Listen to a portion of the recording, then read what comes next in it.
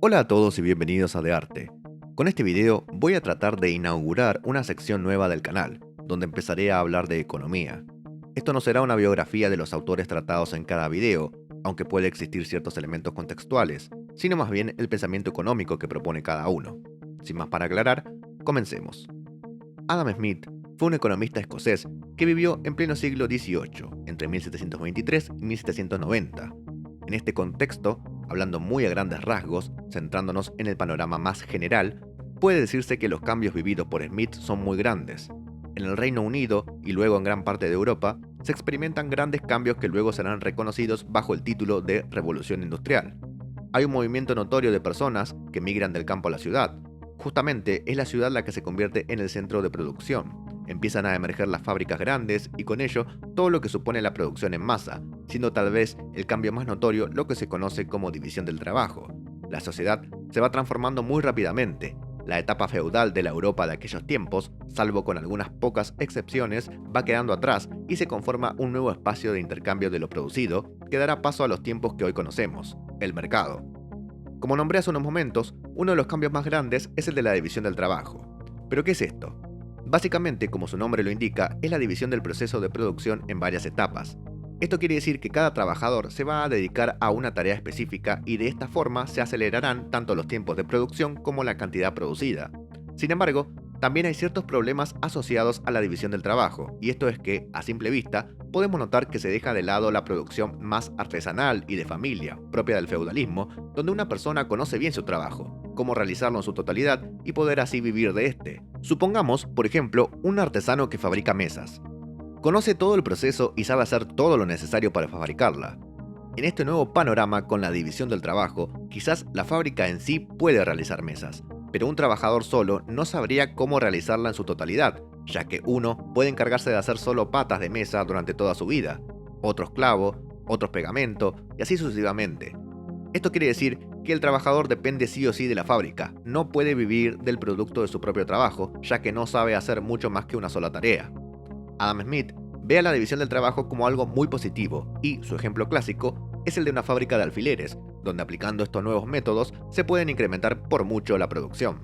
Antes de terminar con todo el contexto, quisiera nombrar también cuáles son las influencias en el pensamiento de Adam Smith a la hora de formular sus teorías económicas. Smith se encuentra atravesado por varias perspectivas. Dentro de ellas podemos nombrar a la filosofía newtoniana, queriendo de esta manera encontrar, a través de observaciones y experimentos, leyes que respondan al comportamiento de la naturaleza.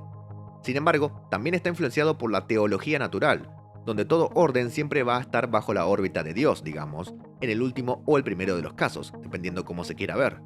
Además de esto, otra de las influencias de Smith es el de la escuela escocesa de filósofos de las leyes naturales y los fisiócratas. Terminando con esto, veamos cuál es el plan de Adam Smith. Lo que él busca es explicar las leyes que regulen las acciones de los hombres, suponiendo que estas acciones claramente son racionales. Siguiendo esta línea, en el año 1776 y después de mucho tiempo de investigación, Adam Smith publica su libro célebre y que da origen a la economía como la entendemos hoy, comúnmente conocido como La riqueza de las naciones, pero de título completo, una investigación sobre la naturaleza y causa de la riqueza de las naciones. En este libro, Smith va a desarrollar varias cuestiones de las que ya hemos hablado más atrás y también varias de las que hablaremos a continuación. Su propuesta es averiguar qué es lo que causa el bienestar social, y eso no es otra cosa más que el crecimiento económico. Si una nación posee riqueza, su población, por así decirlo, también las poseerán y estarán disfrutando de este beneficio.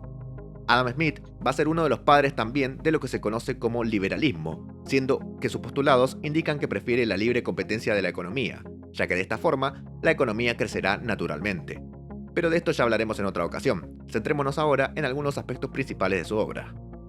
Primero que nada, Smith viene a innovar el campo de la economía con lo que se conoce como teoría del valor. Smith distingue entre valor de uso y valor de cambio. El valor de uso es aquel que satisface una necesidad y el valor de cambio es el precio pagado para adquirir un bien. Este último viene determinado por la cantidad de trabajo que se empleó en crear esos bienes. Esto, así de simple, es lo que se conoce como teoría del valor trabajo.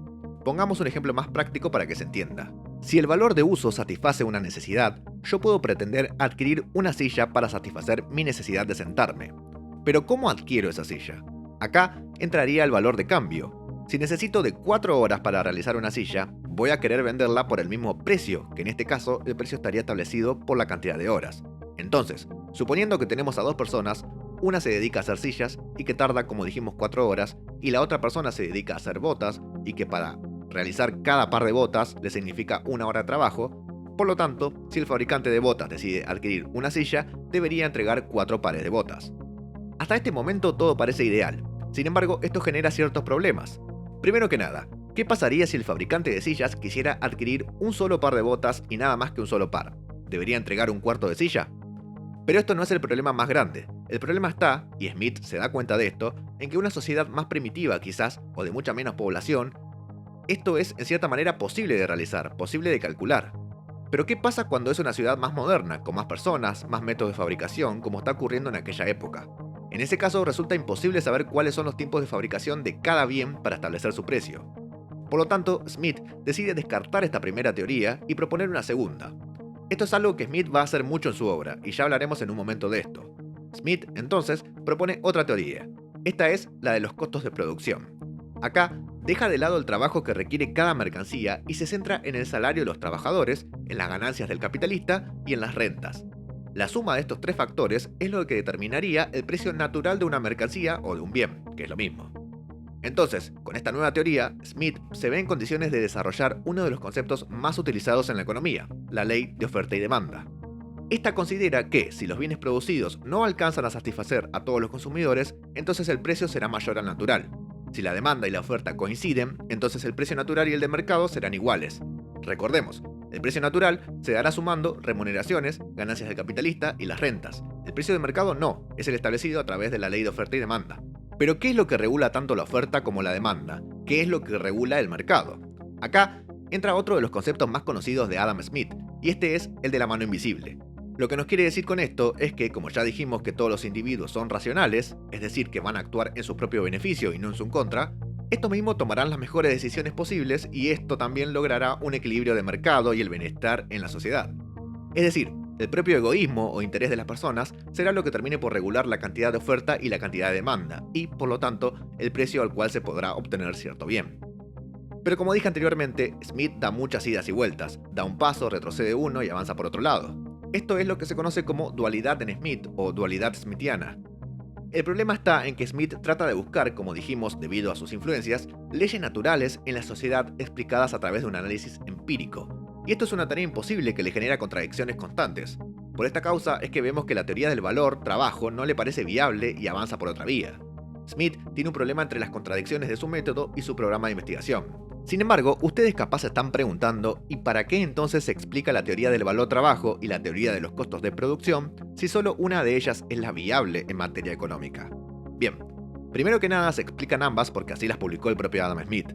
Pero más allá de eso, no es que se haya descartado del todo la teoría del valor-trabajo. Y acá es donde quiero apenas nombrarles, antes de finalizar el video, que Adam Smith es más que nada el iniciador del estudio de la economía en términos mucho más serios que antes, o mucho más separado de otras materias. Adam Smith es conocido como el padre de la economía clásica. De él se van a desprender muchísimas escuelas o pensamientos económicos. Su inmediato sucesor, por así decirlo, va a ser David Ricardo, del que ya hablaremos en otro video próximamente. Sin embargo, el pensamiento de Smith llega hasta nuestros tiempos. No solo va a influenciar en la vida de Ricardo, sino también en el pensamiento económico de Marx, y luego en otras escuelas como la marginalista y los neoclásicos. Algunos van a tomar su teoría de los costos de producción, y otros van a retomar su teoría del valor-trabajo.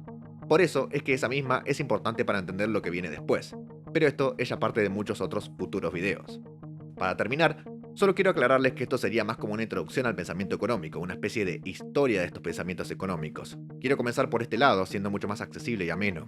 Si ustedes quieren en un futuro y cuando termine de explicar de esta forma a muchos otros autores, podemos sumergirnos más en temas microeconómicos o macroeconómicos, solo que desde una perspectiva más teórica explicativa, como lo serán estos videos, con explicaciones más coloquiales sobre gráficos y ciertos temas que escuchamos en el día a día. Es decir, no es mi intención enseñar la parte matemática, como calcular una curva de indiferencia o el ingreso marginal, por ejemplo. Háganme saber en los comentarios qué les parecería esto. Espero que el video les haya gustado. Hasta la próxima.